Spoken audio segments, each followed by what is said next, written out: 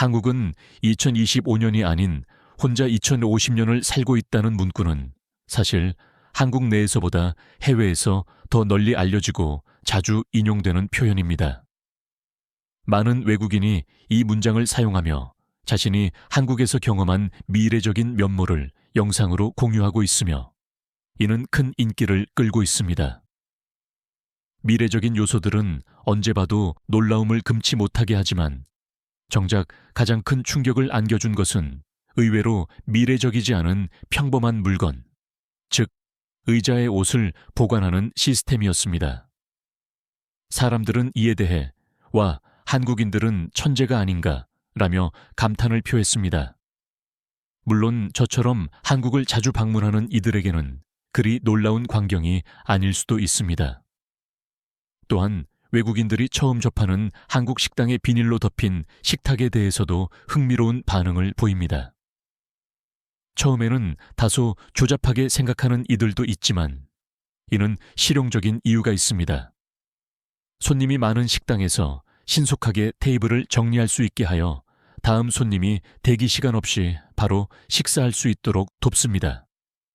나아가 행주 등으로 식탁을 닦는 방식보다 훨씬 위생적이라는 장점도 있습니다. 한국인들조차 모르는 한국의 미래적인 요소도 존재합니다. 바로 약자 판기입니다. 이는 주로 서울보다는 지방 소도시에 더 많이 설치되어 있는 듯하며 신용카드를 투입하면 화면에 약사나 의사가 등장하여 화상 통화를 시작합니다. 환자가 증상을 설명하면 전문가는 즉시 약을 처방하고 해당 약이 자판기에서 배출됩니다. 이러한 시스템은 주로 약국이 문을 닫는 야간 시간에 이용할 수 있도록 약국 앞에 설치되어 있는 경우가 많아 매우 신기합니다. 이러한 한국의 인기에 힘입어 현재는 중국이나 일본에 거주하는 외국인들도 유사한 방식으로 각국의 특징을 영상으로 제작하고 있습니다.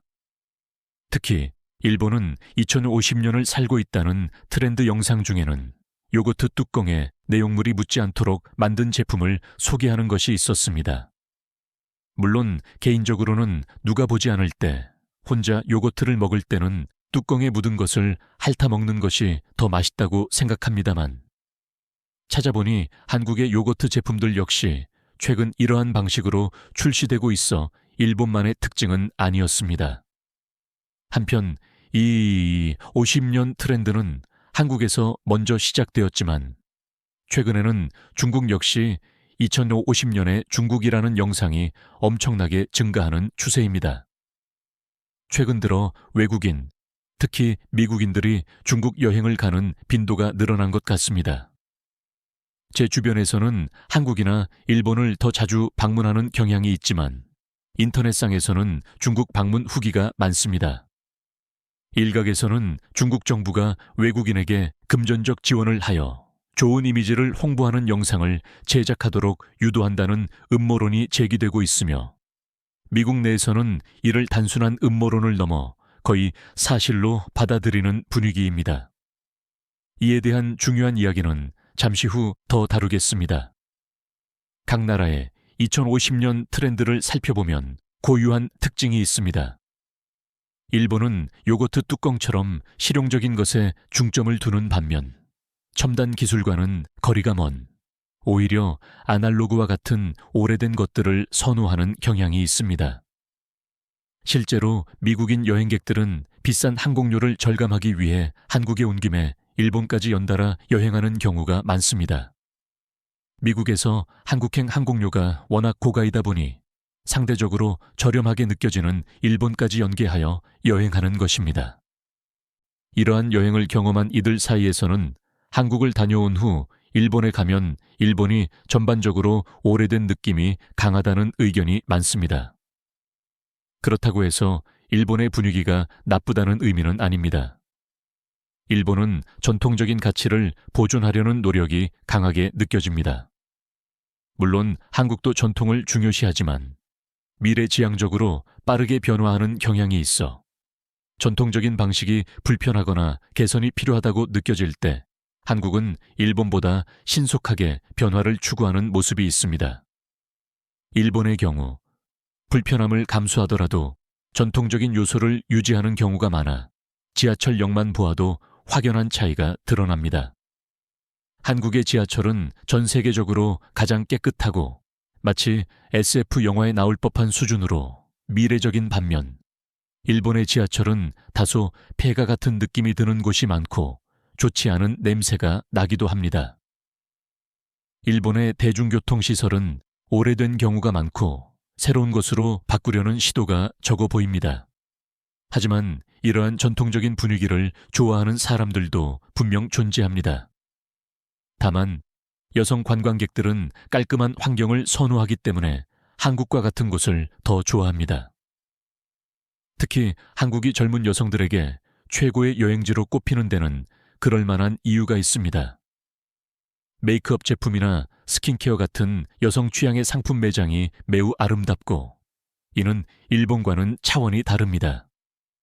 일본의 화장품 판매 공간은 여전히 오래된 모습을 보이는 곳이 많습니다. 반면 남성들은 전통적이거나 이국적인 모습을 보고 싶어 하여 일본의 전통 마을 축제 등을 선호하는 경향이 있습니다. 한국에도 전통 축제가 있지만 대부분 현대적으로 재해석되어 K-팝 아티스트들이 공연하는 등 일본과는 그 성격이 많이 다릅니다. 일본의 축제는 일반인들이 대형을 이루어 춤을 추며 걷는 모습이 자주 목격되는 반면 한국은 유명 가수를 초청하여 공연하는 경우가 많습니다. 외국 여성들은 확실히 한국의 방식을 더 선호합니다. 특히 한국을 여행하는 미국 여성들은 방탄소년단 태영을 좋아하는 경우 이번 한국 여행에서 태영을 마주치지 않을까와 같은 다소 비현실적인 기대를 품기도 합니다. 거의 모든 한국 방문 여성들이 이러한 기대감을 가집니다. 한국은 인구 5천만 명의 작은 나라가 아님에도 불구하고 말입니다. 이처럼 여성들은 한국을 선호하는 경향이 강하지만 남성들은 게임과 만화 산업의 영향으로 일본을 더 좋아하는 경우가 많습니다. 일본은 한국보다 세계적으로 유명한 게임과 만화 콘텐츠를 보유하고 있기 때문입니다. 그래서 커플들이 함께 여행할 때 여자친구가 남자친구를 따라 일본에 가면 지루해하고 반대로 남자친구가 여자친구를 따라 한국에 오면 지루해하는 상황이 발생하기도 합니다. 하지만 한국의 PC방 문화를 한번 경험해본 남성들은 이야기가 달라집니다. 그때부터는 한국만을 선호하게 될 수도 있습니다. 한국의 PC방은 이미 해외에서도 유명한 문화이며 미국에는 PC방이 아직 흔치 않아 미국 남성들이 이곳을 방문하면 엄청난 놀라움을 느끼고 그냥 한국에 살아야겠다고 생각하는 이들도 많습니다. 그런데 이상한 점이 있습니다. 미국인들은 한국과 일본을 묶어 콤보 여행으로 다니는 경우가 흔한데 중국까지 다녀왔다는 사람은 찾아보기 힘듭니다. 미국에서 중국행 항공편 역시 엄청나게 비싼데 중국을 여행하는 사람이 없는 이유를 분석해보면 중국이 관광지로 알려진 나라가 아니기 때문입니다. 게다가 미국인은 비자 면제 대상이 아니어서 짧은 일정이라도 비자 신청 절차가 복잡합니다.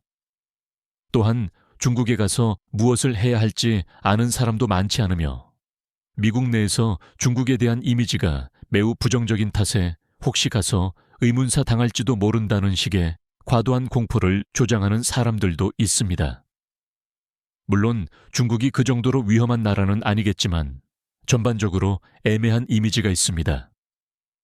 이러한 배경 때문에 주변에서 중국 여행객을 찾아보기 어려운데도 최근 틱톡에서는 중국 여행을 추천하는 유명인들이 비정상적으로 많아졌습니다.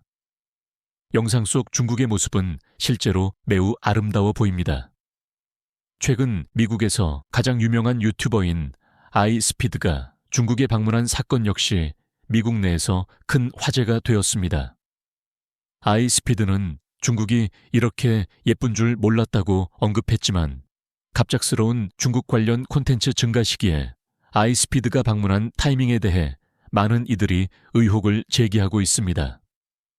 게다가 아이스피드가 방문했을 당시 하늘이 내내 노란색이었다는 점은 역시 중국 여행을 가지 않는 데는 이유가 있다는 미국인들의 생각을 강화하는 계기가 되었습니다. 중국의 노란 공기 황사가 봄철에 한국으로 넘어온다는 기사를 접했습니다. 이것이 사실이라면 한국에 계신 분들은 봄에는 마스크 착용에 각별히 유의해야 할 것입니다.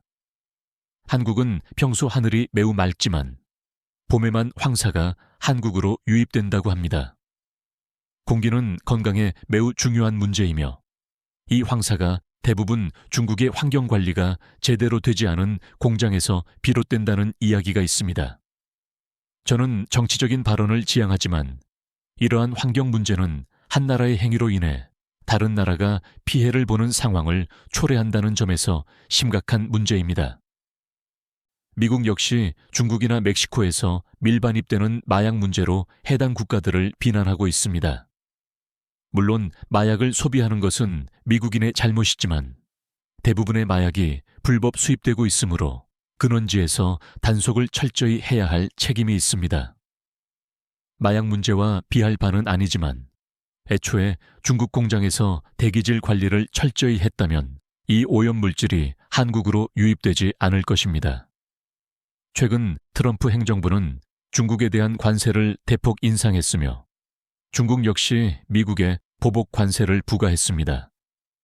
트럼프 정부는 관세 인상의 주된 이유로 중국의 마약 밀반입 문제를 언급했으나 물론 이것만이 전부는 아닐 것입니다. 트럼프의 관세 인상 조치에 대해 미국 본토에서도 비판의 목소리가 높습니다. 외국에서는 트럼프를 비판하는 이들이 더욱 많을 것으로 생각되는데 이는 그의 정책이 다소 공세적이고 부당하게 비칠 수 있기 때문입니다.